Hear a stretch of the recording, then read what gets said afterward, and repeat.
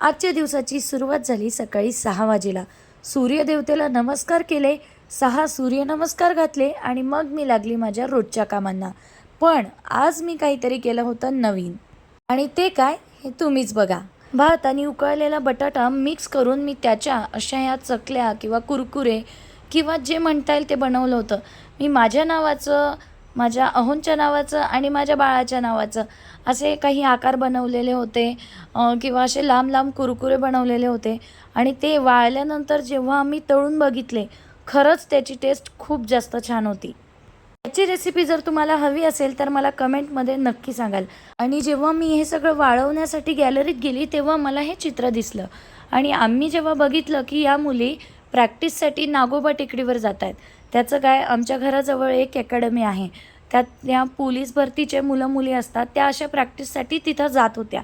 आणि मग मी आणि माझा काना लगेच खाली आलो त्यांना ऑल द बेस्ट करण्यासाठी. आमच्या अपार्टमेंटमध्ये ना एका ताईंनी सवाष्णांना जेवण सांगितलेलं होतं आणि त्यात माझाही नंबर होता.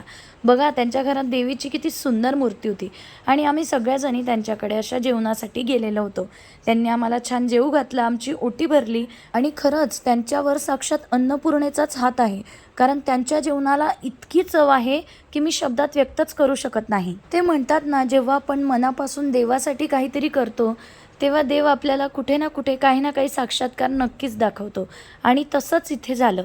ही जी छोटीशी दीदी दिसते ना, त्या ताईंनी जेव्हा आम्हाला जेवणासाठी वाढलं तेव्हा तिने स्वतःहून सांगितलं की यांच्यासोबत मलाही जेवणाला बसवा, माझेही पाय धुवा, मलाही गजरा द्या आणि माझीही पूजा करा.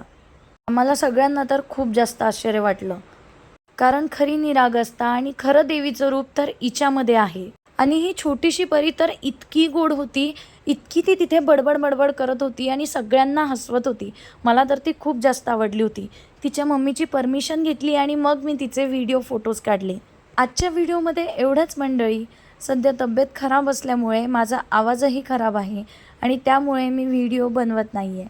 भेटूया पुढच्या व्लॉगमध्ये. राधे राधे.